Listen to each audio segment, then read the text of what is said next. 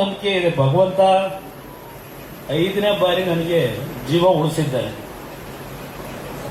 5ನೇ ಬಾರಿ ಬಹುಶಃ ಭೂಮಿ ಮೇಲೆ ನನಗಾದಂಥ ಒಂದು ದೇಹದ ಮೇಲೆ ಆ ಪರಿಣಾಮ ಇದೆಯಲ್ಲ, ಭಗವಂತ ಉಳಿಸಿರೋದು ನನಗೆ. ಭಗವಂತ ಯಾಕೆ ಉಳಿಸ್ತಾ ಅಂತ ಬಹಳ ಸಾರಿ ಯೋಚನೆ ಮಾಡ್ತೀನಿ ನಾನು. ಯಾತಕ್ಕೆ ನಾನು ಉಳಿಸಿದ್ದಾನೆ ಅಂತ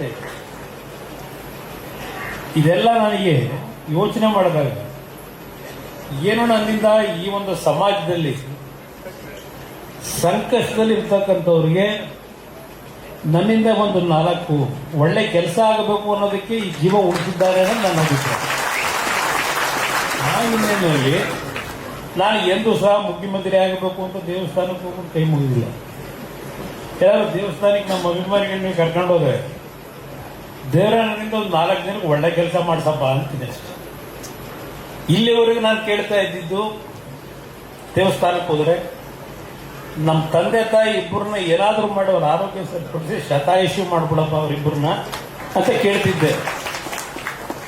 ಈಗ ನನ್ನ ಆರೋಗ್ಯನ ಸರಿಪಡಿಸಪ್ಪ ಅಂತ ಕೇಳೋ ಪರಿಸ್ಥಿತಿ ಬಂದ್ಬಿಟ್ಟಿದೆ ದೇವರ. ಇಷ್ಟೇ ನನಗಿರೋದು. ಒಂದು ನಿಮಗೆ ಮಾತು ಕೊಡ್ತೀನಿ, ಆಕಸ್ಮಿಕವಾಗಿ ಹುಟ್ಟಿದ್ದೇವೆ ಭೂಮಿ ಮೇಲೆ. ನಾವು ಮತ್ತೆ ಈ ಭೂಮಿಗೆ ಹೋಗೋದಕ್ಕಿಂತ ಮುಂಚೆ ಈ ಸಮಸ್ಯೆಗಳು ಏನಿದೆ ನೀವು ಎದುರಿಸ್ತಾ ಇರ್ತಕ್ಕಂಥದ್ದು, ಈ ಸಮಸ್ಯೆಗಳಿಗೆ ಪರಿಹಾರ ತರತಕ್ಕಂಥದ್ದಕ್ಕೆ ಅದು 1 ವರ್ಷ 2 ವರ್ಷದ ಸರ್ಕಾರದಲ್ಲಿ ಆಗಲ್ಲ. 5 ವರ್ಷದ ಸರ್ಕಾರ ಇದ್ರೆ ನನಗೆ ನನ್ನದೇ ಆದಂಥ ಕೆಲವು ಅನುಭವ ಏನು, 2 ಬಾರಿ ಮುಖ್ಯಮಂತ್ರಿ ಆಗಿದ್ದೀನಿ. ನನ್ನ ರೈತರು ಕೈ ಒಡ್ಡದೆ ನಮ್ಮ ಕಾಫಿ ಬೆಳೆಗಾರಕ್ಕೆ ಒಂದು ಕಡೆ ಇರಲಿ, ಅಲ್ಲಿ ಬೇರೆ ಕಡೆ ನೋಡ್ತಾ ಇದೀವಲ್ಲ, ಮೆಕ್ಕೆಜೋಳ ಬೆಳೆಯೋನು, ತೊಗರಿ ಬೆಳೆಯೋನು, ಉದ್ದು ಬೆಳೆಯೋನು ಕಥೆ ಎಲ್ಲ ನೋಡ್ತಾ ಇದೀವಿ. ಆ ಕೃಷಿ ವಲಯದಲ್ಲೂ ಯಾವುದೇ ಕಾರಣಕ್ಕೂ ಆ ರೈತನ ಆರ್ಥಿಕ ಶಕ್ತಿಯನ್ನು ಯಾವ ರೀತಿ ತುಂಬಬೇಕು ಅಂತಕ್ಕಂಥದ್ದು ನನ್ನ ಯೋಚನೆ ಇದೆ. 2,000 ರೂಪಾಯಿ ಮರಳಾಗಬೇಡಿ, ಕೈ ಜೋಡಿಸಿ ಮನವಿ ಮಾಡಿ. ಯಾರಪ್ಪನ ಮನೆ ಬಂದಿದ್ದು 2,000 ರೂಪಾಯಿ ಏನ್ ಮಾಡ್ತೀವಿ? 2,000 ರೂಪಾಯಿ ಒಂದು ಅಭಿವೃದ್ಧಿ ಕಾರ್ಯಕ್ರಮಗಳು ಮಾಡಕ್ಕೆ ನಮ್ಮ ರಾಜಣ್ಣ ಇದೆ. ನಾನು ಸರ್ಕಾರದ ಕಾರ್ಯಕ್ರಮದ ಬಗ್ಗೆ ಹೇಳ್ತಾ ಇದ್ದೀನಿ, ಬೇಜಾರು ಮಾಡ್ಕೋಬೇಕು. ಹೇಗೆಂದ್ರೆ ನಮಗೂ ಬೇಕಾಗಿರೋದು ಶಾಶ್ವತವಾದಂಥ ಪರಿಹಾರ ತಂದುಕೊಡ್ಬೇಕು ಜನಕ್ಕೆ. ಪಂಚಾಯಿತಿಯ ಕೇಂದ್ರ ಕಚೇರಿನಲ್ಲಿ ಈ ರಾಜ್ಯದಲ್ಲಿ 5,600-700 ಪಂಚಾಯಿತಿಗಳಿವೆ. ಆ ಪಂಚಾಯಿತಿಯನ್ನ ಯಾವ ರೀತಿ ನಾವು ಶಕ್ತಿ ತುಂಬಿ ನನ್ನ ರೈತನಿಗೆ ಆ ಪಂಚಾಯಿತಿ ಮುಖಾಂತರ ಅವನು ಸಾಲಗಾರನಾಗದೆ ಬೇರೆಯವ್ರ ಹತ್ರ ಹೋಗಿ ಸರ್ಕಾರದಿಂದ ಅವನಿಗೆ ಯಾವ ರೀತಿ ಬದುಕನ್ನ ಕಲಿಸಬೇಕಾಗಿದೆ, ಗೋಡನ್ಗಳೇನು ಕಟ್ಟಬೇಕು, ಅಲ್ಲಿಂದ ಕೋಲ್ಡ್ ಸ್ಟೋರೇಜ್ಗಳನ್ನು ಯಾವ ರೀತಿ ಕಟ್ಟಬೇಕು, ಮಾರುಕಟ್ಟೆ ಯಾವ ರೀತಿ ಸೃಷ್ಟಿ ಮಾಡಿಕೊಡ್ಬೇಕು ರೈತನಿಗೆ, ಇದು ನಮಗೆ ಬೇಕಾಗಿದೆ. ಅದಕ್ಕೋಸ್ಕರವಾಗಿ ನಾನು 5 ಕಾರ್ಯಕ್ರಮವನ್ನು, ಒಂದು ಶಿಕ್ಷಣ, ಒಂದು ಆರೋಗ್ಯ, ನನ್ನ ರೈತನ ಬದುಕು, ಅಲ್ಲಿಂದ ಮಕ್ಕಳ ಒಂದು ಕೆಲಸಕ್ಕೆ 9 ಇಂಡಸ್ಟ್ರಿಯಲ್ ಕ್ಲಸ್ಟರ್ ಮಾಡಿದ್ದೆ ನಾನು 2ನೇ ಬಾರಿ ಮುಖ್ಯಮಂತ್ರಿ ಆದಾಗ. ಅದನ್ನೆಲ್ಲ ನಿಲ್ಲಿಸಬಿಟ್ರು, ಒಂದು ಮುಂದುವರಿಲಿಲ್ಲ. ಇವತ್ತು ಆ ನಿಟ್ಟಿನಲ್ಲೇ ಇವತ್ತು ಕೆಲವು ಟಿವಿಗಳಲ್ಲಿ ನೀವು ನೋಡಿರಬಹುದು, ಪ್ರಧಾನಮಂತ್ರಿಗಳು ನನ್ನ ಮೇಲೆ ಒಂದು ವಿಶ್ವಾಸ ಇಟ್ಟು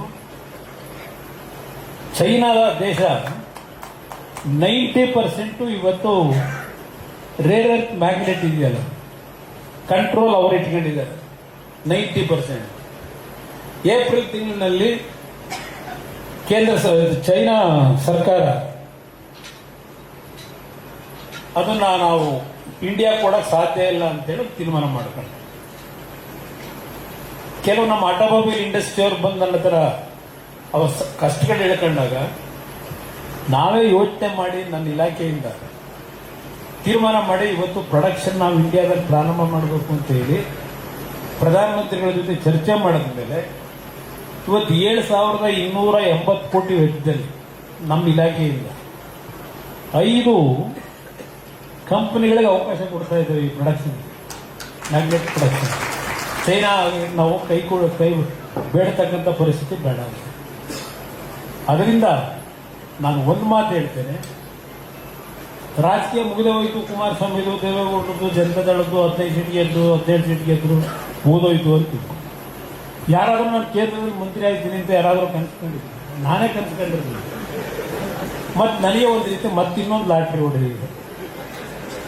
ಆ ಲಾಟ್ರಿ ಹೊಡೆದು ನಿಮ್ಗೆ ಅದನ್ನು ಕೊಟ್ಬಿಡ್ತೀನಿ, ನಾನೇನು ಇಟ್ಕೊಳ್ಳಲ್ಲ, ಜನಕ್ಕೆ ಕೊಡ್ತೀನಿ.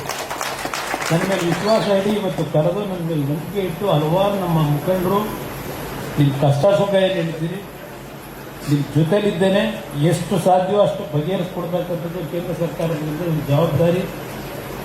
ನನ್ನ ಬಗ್ಗೆ ವಿಶ್ವಾಸ ಇಡಿ ಅಂತಕ್ಕಂಥ ಮತ್ತೊಮ್ಮೆ ನಿಮ್ಮೆಲ್ಲರಲ್ಲಿ ಮನವಿ ಮಾಡಿ ಇವತ್ತು ನಮ್ಮ ಅಧಿಕಾರಿಗಳಿಗೆ ಅಭಿನಂದನೆ ಸಲ್ಲಿಸ್ತೀನಿ. ನಮ್ಮ ಕಾಫಿ ಪ್ಲಾಂಟರ್ಗಳ ಬದುಕಿಗೆ ಸಂಶೋಧನೆಯಲ್ಲಿ ಅತ್ಯಂತ ಯಶಸ್ವಿಯಾಗಿ ನಿಮ್ಮ ಕಾರ್ಯಕ್ರಮಗಳು ನಡೆಯಲಿ ಅಂತಕ್ಕಂಥ ಶುಭ ಹಾರೈಸಿ ನನ್ನ ಮಾತು ಮುಗಿಸ್ತೇನೆ. ಜೈ ಕರ್ನಾಟಕ.